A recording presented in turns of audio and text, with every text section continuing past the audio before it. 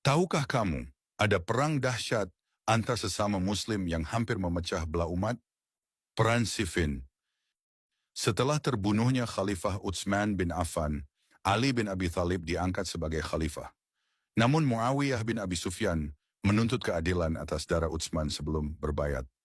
Pertemuan dua pasukan besar pun terjadi di tepi sungai Eufrat tahun 657 Masehi. Pertempuran sengit berlangsung hingga ribuan nyawa melayang. Saat hampir kalah, pasukan Muawiyah mengangkat mushaf Al-Quran di ujung tombak, menyeru kembali kepada kitab Allah. Peristiwa ini berakhir dengan tahkim, namun melahirkan perpecahan besar dalam sejarah Islam. Hubungan dengan radikalisme modern, ideologi Khawarij ini tidak mati melainkan bertransformasi menjadi neo-Khawarij di masa modern. Pola pikirnya sama, seperti Khawarij yang tidak sabah dengan diplomasi Ali, kelompok teroris modern seperti pelaku bom BTC tidak percaya pada diplomasi atau dialog. Mereka percaya bahwa untuk memperbaiki dunia yang menurut mereka rusak atau tidak Islami, cara satu-satunya adalah dengan kekerasan ekstrim, bom, penghancuran. Mereka menyerang gedung WTC dengan alasan memerangi musuh Islam tanpa peduli bahwa tindakan tersebut membunuh ribuan warga sipil tak berdosa. Ini mirip dengan Khawarij yang membunuh siapa saja yang dianggap menghalangi visi mereka. Peristiwa Perang Siffin melahirkan kelompok yang mabuk agama. Mereka merasa menjadi wakil Tuhan untuk menghukum manusia lain.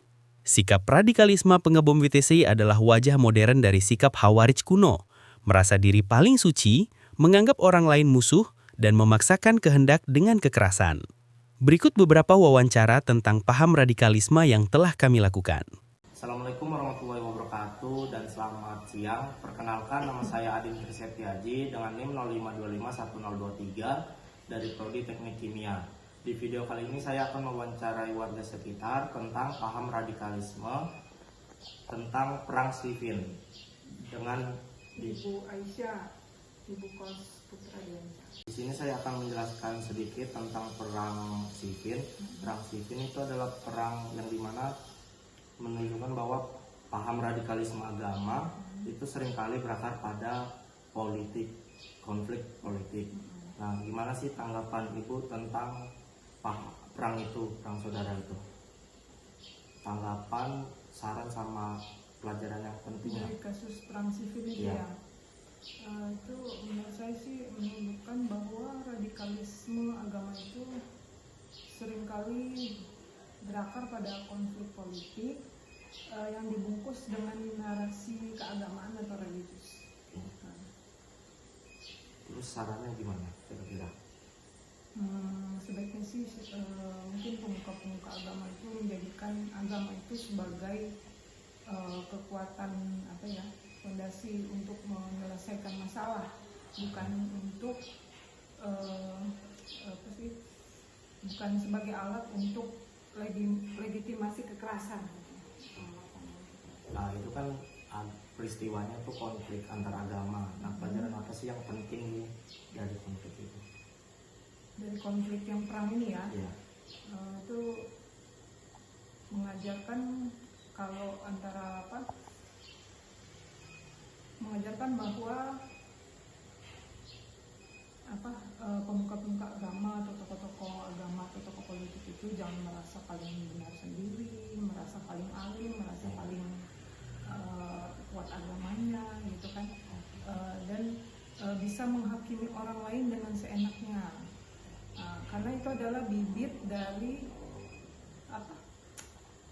yang berbahaya gitu, baik di yang zaman-zaman yang mereka kekuasaan mereka kemarin maupun di yang zaman sekarang era globalisasi.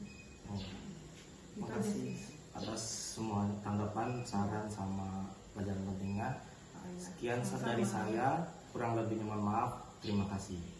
Jadi di sini perkenalkan, nama saya Jibril Safari, NIM 05251095 dari Prodi Teknik Kimia, dan narasumber saya di sini saya Indratno Putra Megananda dari Informatika, NIM saya 11251056. Oke, jadi saya di sini ingin menanyakan tanggapan dan serta saran dari kasus, yaitu adanya pasca Perang Siffin, yaitu menimbulkan 3 kelompok, yaitu ada Sunni, Khawarij, dan Syiah, yang mereka ini termasuk kasus radikalisme karena mereka ini ingin menuntut perubahan, yaitu membawa kembali ke Islam murni dengan berbasis yang literal, eksklusif, dan kontekstual. Gimana Anda sebagai seorang mahasiswa melakukan aksi pencegahan, dan gimana saran Anda untuk mahasiswa lainnya ikut melakukan pencegahan kasus radikalisme ini di lingkungan kampus dan sekitarnya?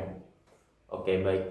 Jadi sebenarnya itu kembali ke pribadi masing-masing ya, karena akhirnya kita ujung-ujungnya juga bakal tetap hidup dengan orang yang agamanya itu berbeda-beda. Jadi itu perlu adanya kesadaran dari masing-masing pribadi buat saling menghargai. Terus kita juga harus menghindari konten-konten yang justru berbau menjelekkan suatu kelompok, karena itu nggak ngebuat kelompok kita lebih baik dari kelompok yang lain gitu sih. Oke, jadi itu jawaban dari untuk aksi pencegahan serta sarannya ya. Oke, segitu saja untuk hasil wawancara dari kami. Sekian, terima kasih. Jadi Mas Khalis, saya ada pertanyaan nih Mas. Bagaimana cara mahasiswa membantu mencegah penyebaran paham radikal? Dengan cara membuat video pemahaman agama, bahwasanya agama kita itu sementara, sedangkan yang lebih utama. Oke, jadi pertanyaan selanjutnya itu apa peran kampus dalam menjaga mahasiswa agar tidak terpengaruh paham ekstrim? Agar mahasiswa tidak terpengaruh dari dosen itu memberikan pemahaman agamanya dengan cara bahwasanya agama itu tidak ada yang lebih mulia. Nah, dari situ jadi nanti mahasiswa bisa membuat video dan pemahaman itu disampaikan ke masyarakat. Pak, kami ini mau nanya Pak. Sudah biasa di menurut Bapak, apakah perbedaan pendapat dalam agama bisa menyebabkan masalah di lingkungan masyarakat? Ya, itu tergantung lagi bagaimana orang itu menanggapi. Mana kan ada seperti organisasi itu kita ada perlu mencari kesepakatan yang bersama. Jadi pertanyaan selanjutnya itu menurut Bapak, apa yang membuat sebagian orang mudah terpengaruh oleh paham yang ekstrim? Bagi saya itu ada dua, yaitu lingkungan, itu pengaruh dari orang lain juga sepertinya masuk juga, dan masih ada lagi sepertinya sebenarnya sih banyak, cuma yang utamanya di situ lingkungan dulu. Oh, jadi Ya, Pak. tadi Pak. Ya.